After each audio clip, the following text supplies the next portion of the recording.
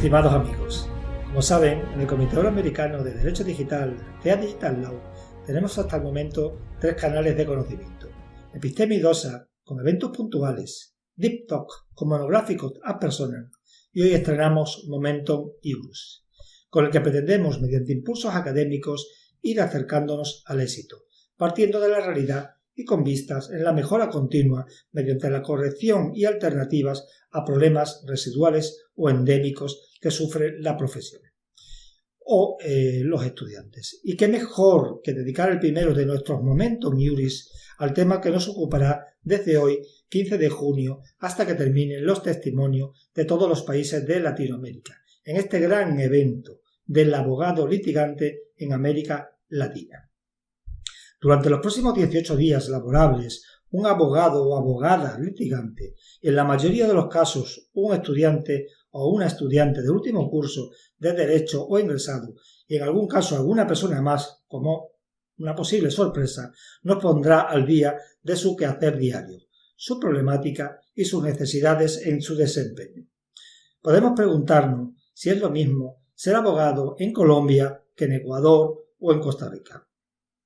En la tradición jurídica romana, todos compartimos una cultura jurídica similar al estudiar y trabajar el derecho por parte de los abogados y resto de operadores jurídicos. Si estamos de acuerdo en lo antedicho, y supongo que lo estaremos, y partiendo de la base actual de que los requisitos para ejercer la profesión son también distintos en cada país, y por tanto las dificultades prácticas son de considerable importancia, también se puede buscar semejanzas en el desempeño del abogado dentro del sistema jurídico político para poder comprender el mismo. En la construcción de América Latina, el abogado tiene menos peso político que antaño, y sin embargo la conducción de los asuntos públicos ha aumentado. Aun así, la alta tasa expansiva de los estudiantes de Derecho ha estratificado la composición social de los mismos y las diferencias y desigualdades sociales. Por otro lado, las consecuencias poliédricas del COVID-19 sobre la profesión también acentúan la escasa distribución de los ingresos. El Comité Euroamericano ha creado la Plataforma Interamericana en Defensa del Abogado Litigante, PIDAL. Como decimos, el abogado es una pieza fundamental de la administración de justicia y el ejercicio de la abogacía es uno de los pilares en los que se asienta el Estado de Derecho. Sobre el abogado descansa en gran medida el derecho a la tutela judicial efectiva y al debido proceso, como señalan de una u otra manera todas las constituciones de democracias del mundo. La publicación de novedades legales en relación con el COVID-19, casi diarias, que afectan a trabajadores y empresarios y colectivos muy diversos, generan un nuevo marco legal en materia laboral, fiscal, mercantil o procesal, que habrá que abordar, además de la primigenia problemática del litigante, ahora más desbordada. Es de todos conocidos que la problemática del abogado litigante tiene sus peculiaridades y es diferente a la de otros compañeros de la profesión, incluso a la de otros colectivos, y en base a lo expresado y como pieza angular del Estado de Derecho, los abogados tenemos inmensas responsabilidades, pero también tenemos derechos. Por ejemplo, en Colombia hay 400.000 abogados y no se trata ya solo de que estemos inmersos en un confinamiento, sino que una vez pasado el estado de aislamiento obligatorio y los ingresos mínimos o nulos que tenemos en estos momentos, se han planteado acciones de tutela que han interpuesto diversos compañeros. Y es que no solo el peculio, sino lo más importante, la salud, está en juego para el abogado litigante. En defensa de estos y para poner en común toda la problemática que se refiere al abogado litigante en Colombia, pero también al de cualquier otro país que quiera sumarse y compartir la problemática común que atañe a la profesión, surge la Plataforma Interamericana de Defensa del Abogado Litigante, por su acrónimo PIDAL. La Plataforma Interamericana de Defensa del Abogado Litigante, PIDAL, es una creación del Comité Euroamericano de Derecho Digital, CEA Digital Law, y surge como una respuesta rápida que nació con ocasión de la marcha virtual de la abogacía colombiana y para apoyar a la misma, pero con vocación de permanencia de carácter internacional y que se ha constituido con sustantividad propia por parte del Comité Euroamericano de Derecho Digital y al que invitamos a todos los litigantes del mundo a participar como una herramienta más para trabajar en común por esta digna profesión que es la abogacía. Por otro lado, las redes TechLaw del Comité Euroamericano de Derecho Digital han creado la Inter-American Network of Law and the Technology Students e integra a los colectivos que estudian leyes o en relación con ellas, a los que la hacen sobre las nuevas tecnologías o a los que con las nuevas carreras universitarias con contenidos mixtos o de doble titulación se están poniendo en circulación en algunas universidades.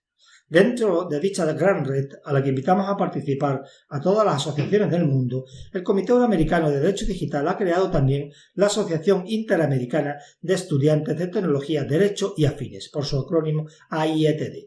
La Asociación Interamericana de Estudiantes de Tecnología, Derecho y Afines de los dos hemisferios es una asociación sin ánimo de lucro que contribuye a la educación legal, técnica y tecnolegal. Fomenta el entendimiento mutuo y promociona la responsabilidad social entre los estudiantes de Derecho, Informática y carreras afines a ambas. La pertenencia a la AIETD hace al estudiante miembro pleno también del Comité Euroamericano de Derecho Digital, CEA Digital Law, que tampoco tiene costes ni membresías, y por lo que asegura al estudiante que una vez finalizada la etapa universitaria tendrá una continuidad profesional con CEA Digital Law, lo que redundará en su currículum vitae. Además, la AIETD cuenta con el International Program of Student in Training, uno de los aspectos más atractivos, ya que constituye un programa de prácticas internacionales. Termino esperando que disfruten con las intervenciones de todos los países, con un abogado diario disertando sobre la materia, objeto de este gran evento en América Latina, y de un estudiante de cada país que nos contará cómo vislumbra el futuro profesional en ciernes. Un gran saludo y salud. Mucha salud.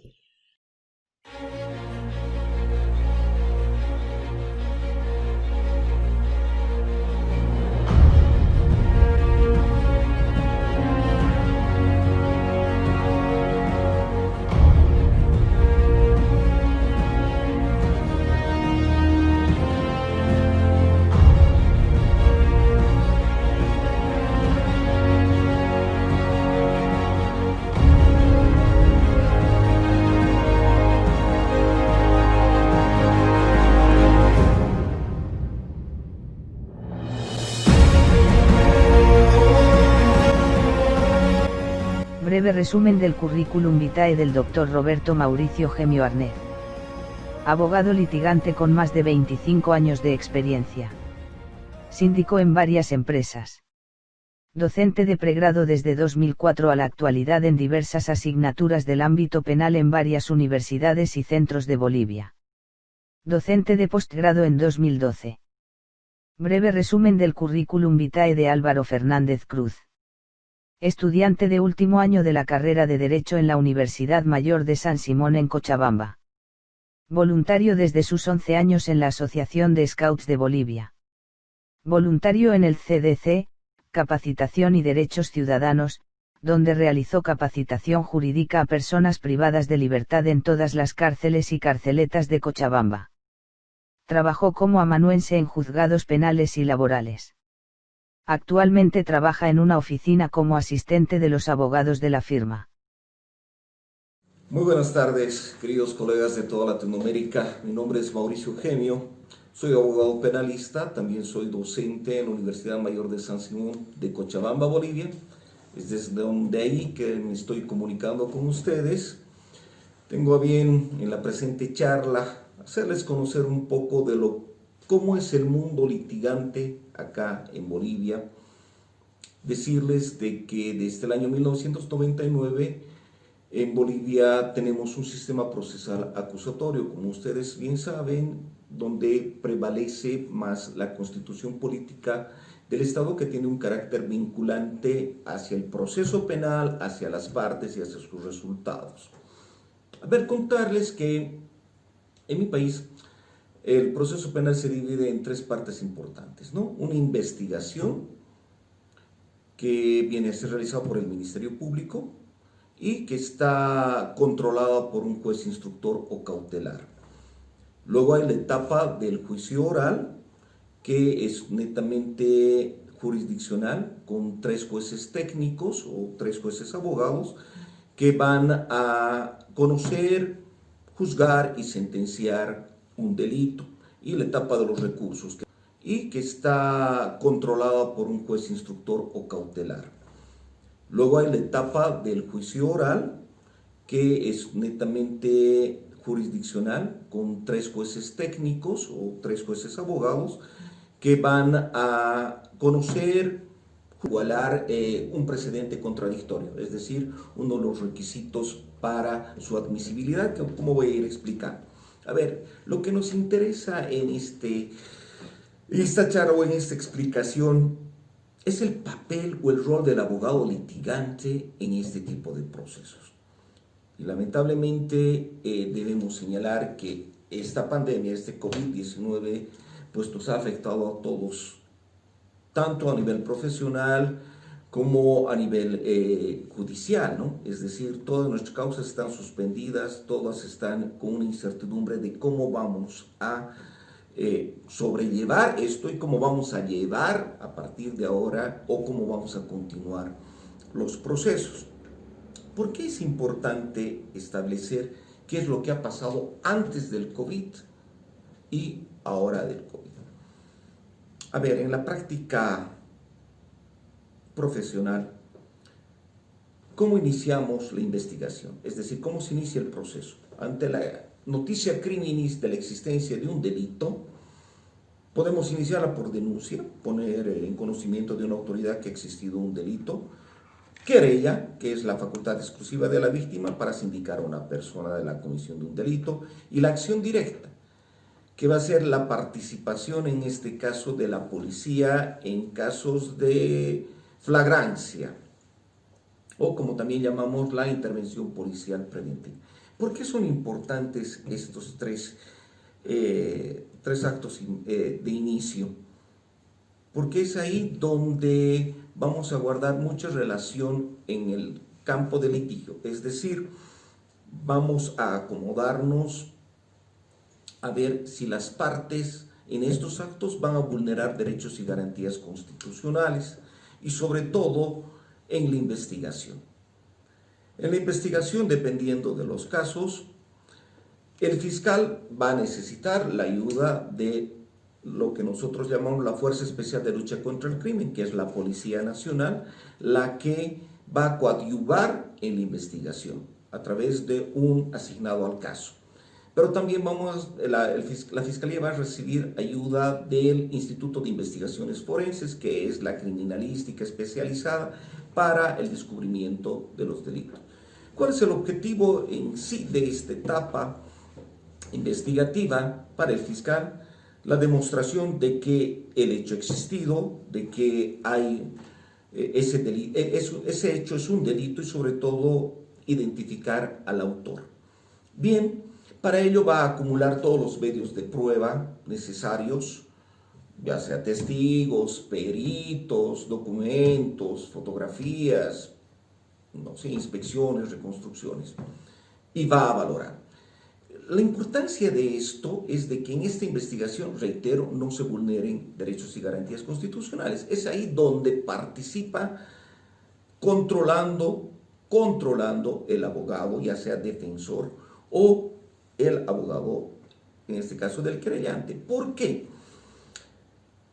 Porque si el proceso tiene algún vicio de nulidad, nos pueden plantear o podemos plantear actividad procesal defectuosa, que vamos a anular el proceso o vamos a hacer de que se sanee el mismo. Por lo tanto, es importante establecer las reglas en este sentido.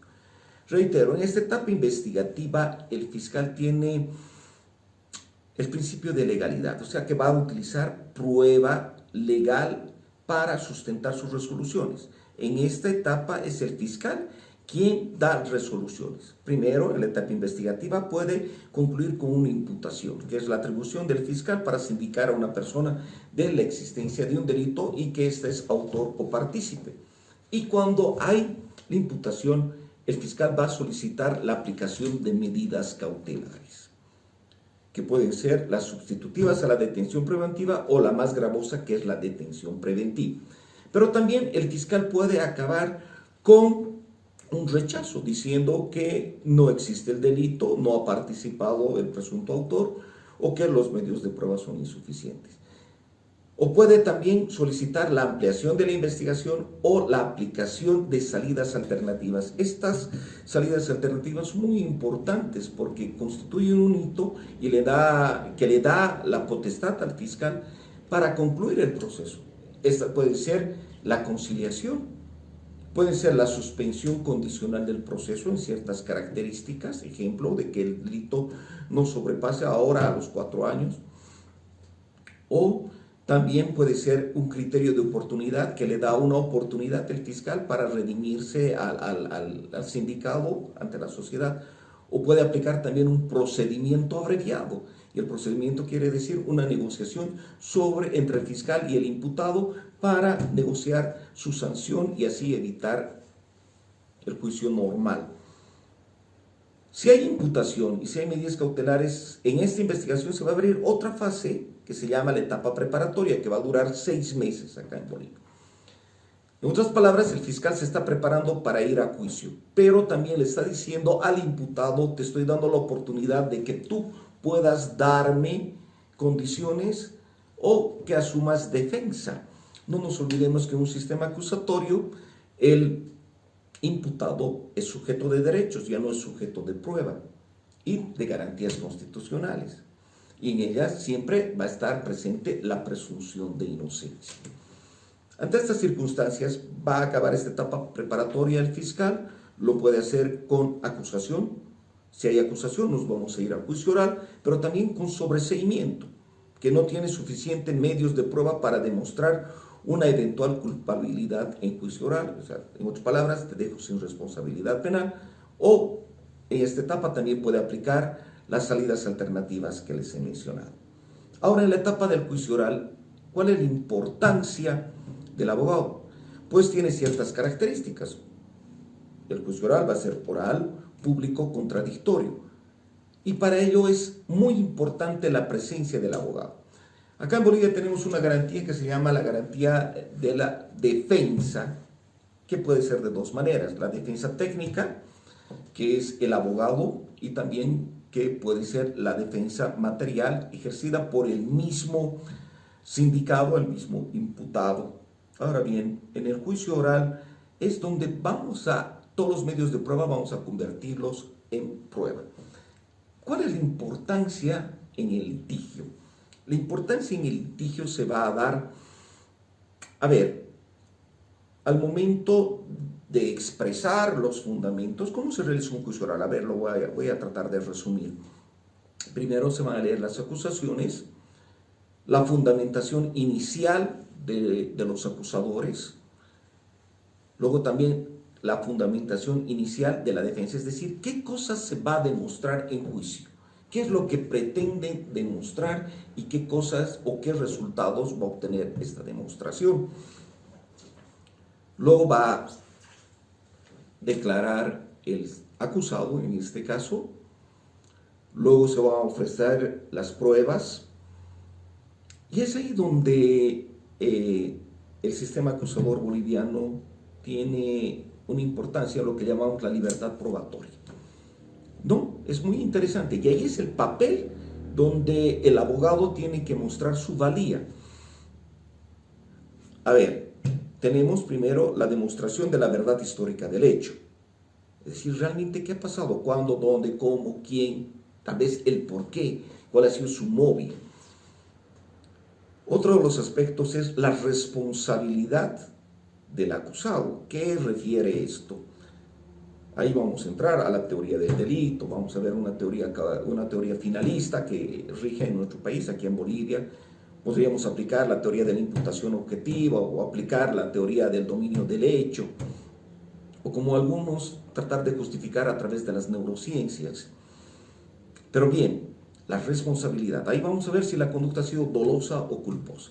Pero aquí hay un aspecto muy importante en los medios probatorios, que es determinar la personalidad del acusado. Y eso es muy interesante porque ahí explica y te da un nuevo hito en el litigio de tratar de entender el comportamiento y la conducta. O sea, tratar de entender, no juzgar la conducta, sino tratar de entender el por qué esta persona ha realizado un hecho delictivo, cuáles han sido sus motivos, qué le ha pasado. Por tanto, creo que los abogados de alguna manera pues tenemos que aplicar mucho de la psicología para entender a esta persona y tratar de expresar su verdad a la hora de defender. Bien, en el juicio oral va a haber una sentencia que puede ser condenatoria o absolutoria. Cualquiera que fuera el resultado, esta sentencia va a ser apelada. Nosotros acá llamamos la apelación restringida. ¿Por qué restringida? Porque esta se va a circunscribir simplemente a los fundamentos de la sentencia, a lo que dice la sentencia. ¿Qué está mal en esa sentencia escrita? Que ha sido escrita por un tribunal de sentencia constituido por 3 jueces de sentencia. Entonces ahí vamos a ver qué infracciones ha tenido, qué vulneración a derechos ha tenido y sobre todo vamos a observar si en la producción de prueba ha habido la posibilidad que nosotros llamamos la aceptación o la negación de la exclusión probatoria. ¿Qué es la exclusión probatoria? Es un instrumento que los abogados utilizamos mucho, que refiere que podemos apartar un medio de prueba o una prueba cuando está vulnerado derechos y garantías constitucionales en su obtención, cuando ha sido producto de un medio, información o procedimiento ilícito, o cuando ha sido incorporado al proceso sin formalidades legales. Vamos a hablar en nuestra apelación restringida sobre esa prueba. Si el tribunal de sentencia ha aceptado o le ha dado un valor determinado o no le ha dado un valor determinado. Ahora otra cosa que también nosotros vamos a observar de esa sentencia, y por eso se llama apelación restringida, son los defectos de la sentencia. ¿Qué quiere decir? Que nos van a habilitar estos para decir, esta sentencia está mal. Hay defectos de la sentencia. Ejemplo, uno de ellos puede ser inobservancia o errónea aplicación de la ley, es decir, o la interpretación de la ley, en este caso sustantiva, que es el Código Penal. Podemos saber falta de identificación del sindicado, contradicción entre la parte resolutiva y la parte considerativa. Hay varios defectos que nosotros los vamos a ir nombrando. Uno de los requisitos de la apelación restringida viene a ser que nosotros debemos identificar el error, debemos proponer qué es lo que debió ser como requisito. Bien, va a conocer el recurso de apelación restringida un tribunal superior o de alzada que llamamos, que vendrían a ser los vocales de la sala penal del Tribunal Departamental de Justicia. O sea, Bolivia tiene 9 departamentos. Cada departamento tiene su Tribunal Departamental de Justicia. Bien, y los vocales, que son 2 jueces de jerarquía, van a resolver esta apelación y van a emitir un auto de vista. Este auto de vista también es recurrible, es decir, que tenemos un recurso más. ¿Y cuál es ese recurso? Es el recurso de casación. Bien, el recurso de casación ya lo van a conocer los magistrados del Tribunal Supremo de Justicia, que se encuentra en la ciudad de Sucre, que es en otro departamento, donde se va a enviar este recurso de casación a Sucre. ¿Cuáles son los requisitos de admisibilidad de este recurso? Primero vamos a tener que se deben acompañar fotocopias legalizadas de la sentencia, del auto de vista, y sobre todo se debe acompañar un precedente contradictorio. ¿Qué es un precedente contradictorio? Comúnmente es un auto supremo, una resolución emitida por el Tribunal Supremo que guarda relación a la sentencia. Es decir, ejemplo, si en la sentencia, en un caso parecido, se ha dictado una sentencia de 8 años de cárcel y en otro caso parecido a la persona se la ha sentenciado a 5 años. Hay una contradicción. Entonces el Tribunal Supremo va a ser quien va a definir y quien va a dilucidar cuál de las sentencias y cuál es la doctrina legal aplicable en estos casos. Va a valorar y va a decir este tribunal tenía razón o este tribunal no tenía razón y se va a aplicar. Eso es lo que refiere a la parte procedimental, al proceso penal. Entonces este tribunal va a emitir un auto supremo con la cual se va a ejecutoriar la sentencia, es decir, se va a cumplir, se va a mandar ante el juez, ante el tribunal de sentencia y para que se cumpla. Bien, ahora, ¿cuál es el papel del abogado litigante actualmente? Las partes más importantes, donde como abogados participamos, desde el momento que nosotros conocemos de un proceso, tratamos de colaborar obviamente a nuestro cliente. Es en ese sentido de que primero debemos observar si en una investigación se han vulnerado derechos y garantías constitucionales. Por lo que vamos a ver primero el tipo de detención que ha tenido nuestro cliente, si es que ha tenido una detención, es decir, si ha habido una aprehensión, qué es lo que sucede cuando hay una aprehensión en flagrancia. Lo aprende la policía lo aprende por 24 horas, el fiscal, estando aprehendido, lo cita, le toma su declaración y lo va a aprender por otras 24 horas y de ahí lo va a llevar ante un juez instructor o cautelar para que éste defina la situación jurídica de este individuo. ¿Cuál es la importancia o la participación acá de los abogados? Es que en estos casos nosotros, para evitar una detención preventiva, tenemos que conseguir documentos que nos permitan demostrar que no existe un peligro de fuga y que no existe un peligro de obstaculización, para los cuales nuestro cliente no entre en detención preventiva. Para evitar esta situación, nosotros tenemos que acompañar un domicilio conocido o documentos que certifiquen la habitabilidad y habituabilidad de un domicilio. También necesitamos un trabajo de que tiene una ocupación y sobre todo certificados de nacimiento, certificados de familia que evidencien que esta persona tiene una familia.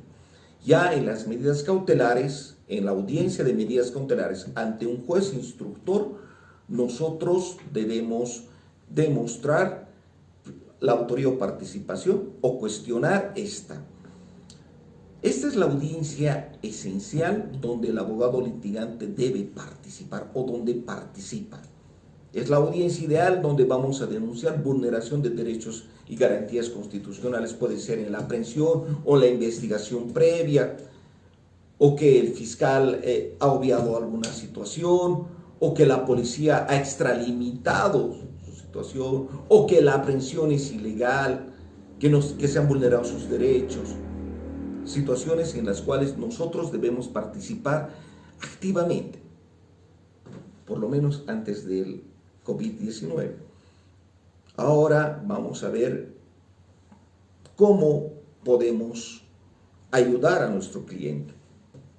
Bien, hemos dicho los roles y hablábamos de esta audiencia cautelar. ¿Cuáles son los pilares para demostrar actividad procesal defectuosa o vulneración de derechos y garantías constitucionales? Siempre se van a hablar en 3 aspectos. Uno, sobre la presunción de inocencia, también sobre el principio de favorabilidad ante una duda razonable, sobre el principio de la legalidad de la prueba, es decir, que en este caso el fiscal está prohibido a utilizar prueba que vulnere derechos y garantías constitucionales. Ejemplo, si la policía en una aprehensión ha torturado, ha coaccionado, ha amenazado, ha intimidado al sindicado a que confiese el hecho sin estar presente el fiscal, Esto ya constituye una vulneración de derechos y garantías constitucionales, el debido proceso, la seguridad jurídica. Aspectos que nosotros como abogados debemos hacer notar al juez cautelar. Es más, este principio de legalidad le dice al fiscal, usted está prohibido utilizar esa prueba bajo este principio, menos sustentar sus resoluciones en esta prueba. Ahí estaríamos hablando de que el fiscal estaría cometiendo una ilegalidad y estaría vulnerando el principio de legalidad. También al fiscal se le da un principio fundamental, que es el principio de objetividad, que refiere que el fiscal no solo va a utilizar medios de prueba para acusar o sindicar a una persona, sino que debe utilizar los medios de prueba para excluirlo penalmente al sindicato. Es decir, utilizar prueba favorable a este, tener mayor favorabilidad de esa prueba. Bien, en eso es lo que sucede en la práctica diaria de la litigación en mi país. Y obviamente los abogados participamos muy activamente. A ver, contarles de que el mercado está saturado, acá hay muchos abogados. En eso es lo que sucede en la práctica diaria de la litigación en mi país. Y obviamente los abogados, las áreas que tienen mayor demanda son el área civil y el área penal.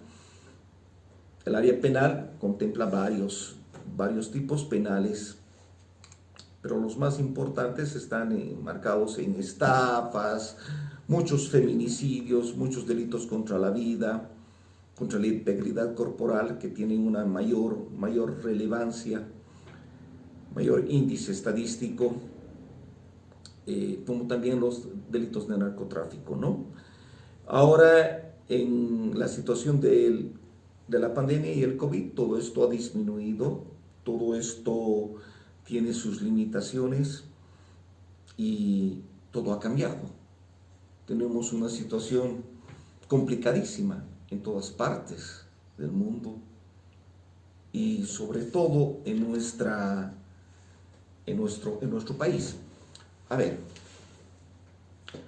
acá en Bolivia se han tratado de dar algunas recomendaciones para volver o tratar de volver a la normalidad.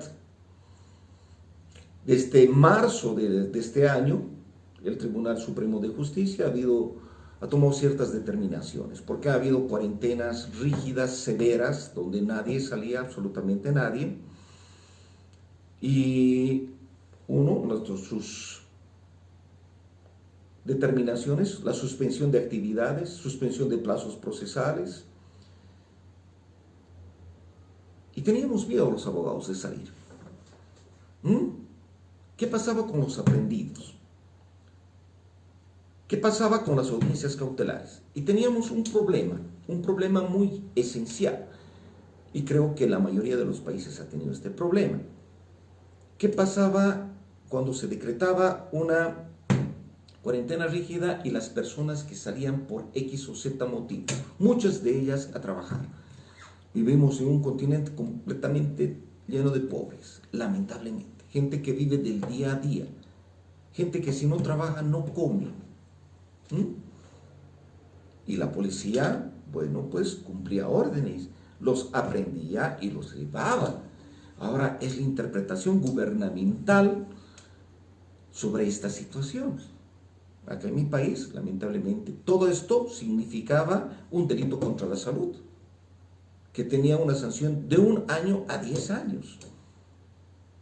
Entonces, toda esta gente tenía un problema serio, que por X o Z motivo la policía no entendía de que estaba llevando a una persona al médico o a emergencias de un hospital, pero igual te aprendía y te llevaba a celdas policiales. Entonces, ¿cómo salías de esto? Fácil. Venía un fiscal y te decía, declárate culpable negociamos un procedimiento abreviado, te damos 1 año de cárcel, ya tú aceptas tu culpabilidad, pero como es 1 año o 2 años, se suspende tu ejecución y te vas, pero tienes antecedentes penales. Independientemente de eso, tenías que pagar una multa. Ahora, bueno, a cada cual corresponderá la interpretación si existía o no un delito contra la salud, el hecho de salir.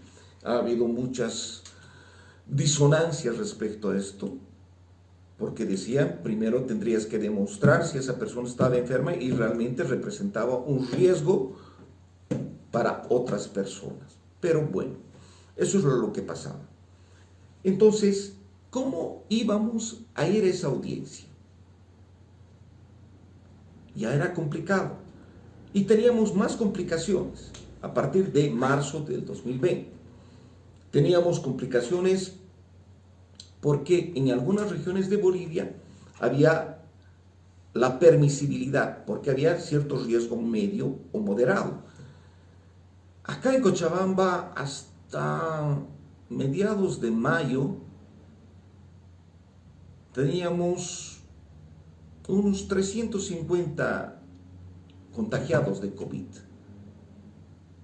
Y ante esta situación se ha aperturado, ¿no? Se ha aperturado, es decir, se ha eliminado la cuarentena rígida y se ha dado una cuarentena dinámica o flexible, donde salías, trabajabas a cierta hora. Hasta la fecha, ahorita tenemos como 3.600, 3.700 infectados. O sea, ha crecido progresivamente. Y ahora no sabemos cuántos más. Y muchos de ellos correspondían a zonas periurbanas, pero también a zonas centrales y a zonas acomodadas. Entonces, ¿cuál ha sido el problema esencial en la comisión de delitos? Porque hemos tenido 2 o 3 semanas de esta cuarentena dinámica. Ha sido la aceptación de la apertura del órgano jurisdiccional y la fiscalía, que primero, en primera instancia, aceptaban solo delitos en flagrancia, solo solicitudes de detenidos preventivos que necesitaban su cesación de la detención preventiva. Entonces, algunos recintos penitenciarios, para evitar el trayecto de un reo hasta el Palacio de Justicia y donde se lleve a cabo su audiencia cautelar, han implementado, digamos, el teletrabajo, ¿no? O las audiencias virtuales. Obviamente que hay que adaptarnos a esta situación. Sí debemos adaptarnos. Pero ahora la pregunta es que si esto vulnera, digamos, el principio de la inmediación, es decir, ver a la persona, escucharla hablar. Es muy diferente hablar frente a una cámara que hablar personalmente, es cierto. Entonces ahí existía la disyuntiva de decir si aplicamos esto de la oralidad, si es legal esto. Obviamente va a ser legal porque va a haber una disposición. Pero en este caso hay que preguntarnos, ejemplo, a la hora de proponer pruebas, si se va a leer bien esto, si no se va a leer bien. ¿Cómo voy a plantear mis medios de defensa? ¿Cómo puedo plantear una excepción? ¿Cómo puedo plantear una actividad procesal defectuosa? Por escrito es probable que sí. Pero si lo tendría que hacer en una audiencia oral, es probable que se grabe. Pero ¿qué es lo que sucede si el internet falla? Si no se me escucha bien. Bueno, son problemas obviamente que nos van a pasar a todos los litigantes. Pero bien, en mi país se están tratando de dar algunas soluciones, como un gestor de solicitudes electrónicas, ¿no? Se está tratando de dar educación a los abogados. Un nuevo servicio que incorpora el Ministerio Público en torno al periodo de cuarentena que vive el país. Está disponible a las 24 horas, 365 días del año. Gestor de solicitudes, la ciudadanía digital, un sistema de justicia libre independientemente de aplicar medidas de bioseguridad. Pero lamentablemente, a pesar de todo esto, estamos lidiando con un enemigo completamente nuevo, desconocido, mortal, realmente mortal, que no tenemos cura. Y esto como una opinión personal, ¿qué hacemos? ¿Qué hacemos? ¿Dejamos de lado nuestra situación como abogados defensores? Yo tengo clientes que están en detención preventiva, se les han suspendido sus plazos. Ya tenían que salir, tenían que haber una audiencia y no la hay. Ya tengo toda su documentación y todavía estamos en la duda a quién presento. ¿Me van a hacer caso? ¿Qué día está programada mi audiencia? ¿Quién me va a notificar? ¿Cómo voy a saber? ¿Bajo qué sistema me voy a comunicar? Tengo los medios. Esto a nivel de la ciudad, pero ¿qué pasa en las provincias? ¿Qué pasa en los lugares alejados?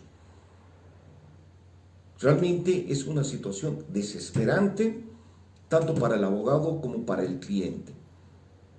Y la verdad es que no sabemos qué hacer. Considero, como opinión personal, de que volver a aprender, volver a conectarnos tecnológicamente, tratar de conocer estos sistemas y tratar de encontrar una solución lógica, porque parece, Dios no lo quiera, que esto va para largo y que pronto encontremos una solución.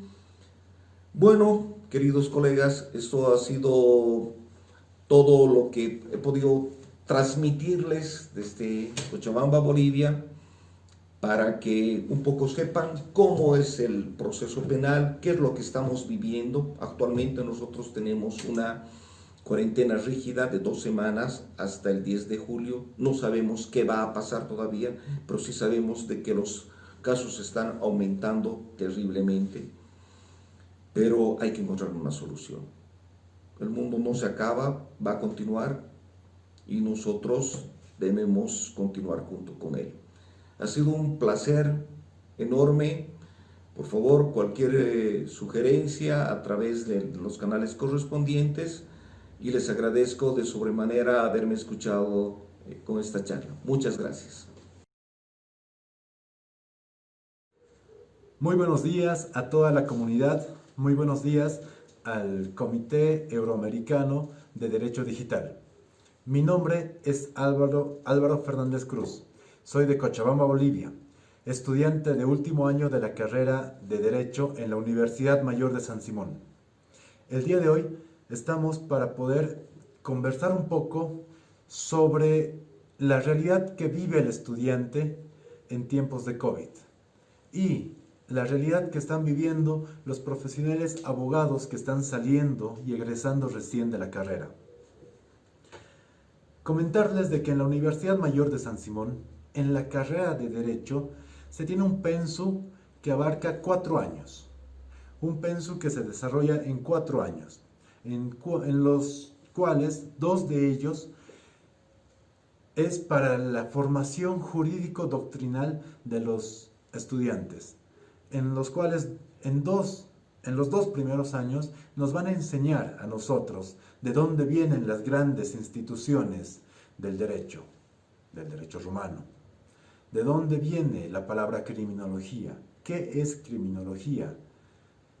¿Qué derechos tenemos nosotros como personas naturales, como personas jurídicas? ¿Qué es persona? ¿Cuáles son los requisitos para una propiedad? ¿Qué requisitos tiene la propiedad? Entonces, nos van a ir a enseñar todos esos conceptos para que en un tercer y cuarto año, ya formados con esos conceptos, podamos ponerlos en práctica, podamos redactar un contrato de compra y venta de una propiedad, podamos ver qué es el derecho de familia, qué requisitos comprende el poder casarse o el divorciarse. Vamos a estudiar también en último año las carreras más exigentes, las materias más exigentes de toda la carrera. Vamos a estudiar las prácticas forenses, práctica forense civil, práctica forense penal y práctica forense en derechos y procedimientos especiales, en los cuales los estudiantes, entre compañeros, nos vamos a reunir en grupos y vamos a hacer roles, vamos a hacer simulacros con roles. Entonces, en un juicio, en una audiencia de simulacro, me tocará a mí ser juez. Y a la semana siguiente me tocará ser abogado defensor. Y a la semana siguiente abogado acusador o fiscal.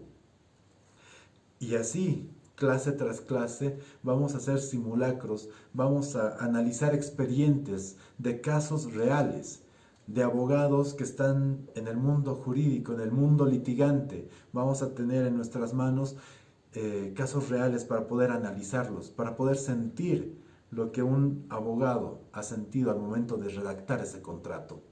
Vamos a poder, con nuestro docente como mentor, el poder aprender y formarnos en esta práctica, en la oralidad, para poder defender a nuestros clientes, para poder atender a nuestros clientes. Una vez finalizado, vamos a poder egresar, titularnos y poder entrar a un mercado laboral acá en Cochabamba. Sin embargo, previo a todo ello, actualmente estamos en tiempos de COVID. Actualmente tenemos un problema, actualmente tenemos un contratiempo. ¿Cuál? El que en la carrera de Derecho no estamos actualizados, no estamos con las plataformas virtuales actualizadas, estamos empezando a ingresar. Nuestros docentes se están capacitando a medida que nosotros también nos estamos capacitando.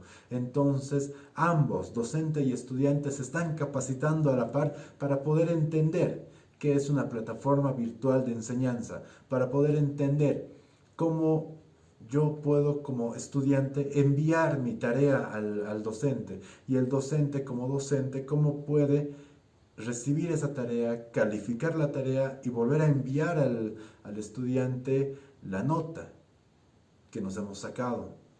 Esto frena un poco también nuestro aprendizaje en cuanto a que ya no podemos estar con el compañero de al lado para poder aprender juntos sobre un expediente.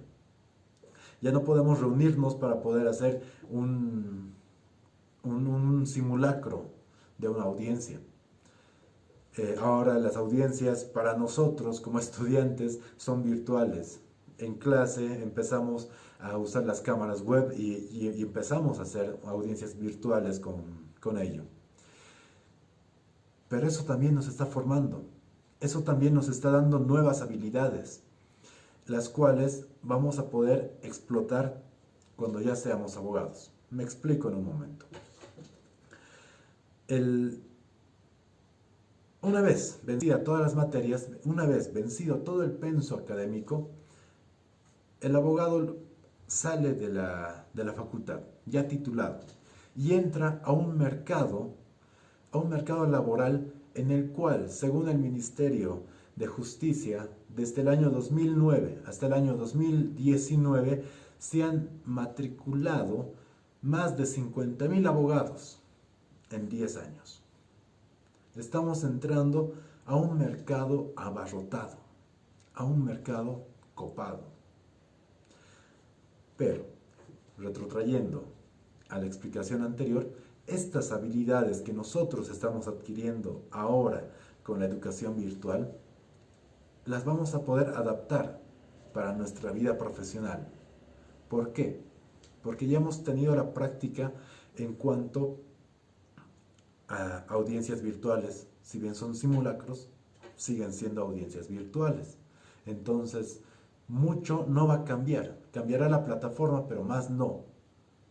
Entonces se están abriendo espacios pequeños espacios para que los abogados que recién nos vamos a titular podamos entrar y explotar ese pequeño espacio, abrirnos grietas en este mundo laboral.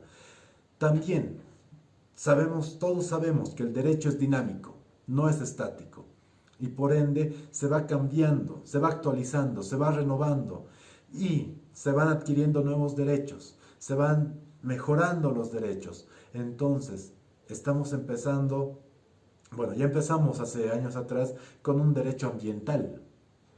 Ahora estamos empezando con un derecho del deporte, un derecho del voluntariado. Estamos empezando con nuevas ramas del derecho, en las cuales nosotros como jóvenes podemos, con un clic de distancia, estamos a un clic de distancia de poder capacitarnos en las mejores universidades. La UNAM en México tiene cursos gratuitos sobre estas ramas, que podemos adaptarlas acá, podemos promover leyes, podemos proponer a la asamblea, podemos cambiar, podemos incursionar en nuevas ramas del derecho.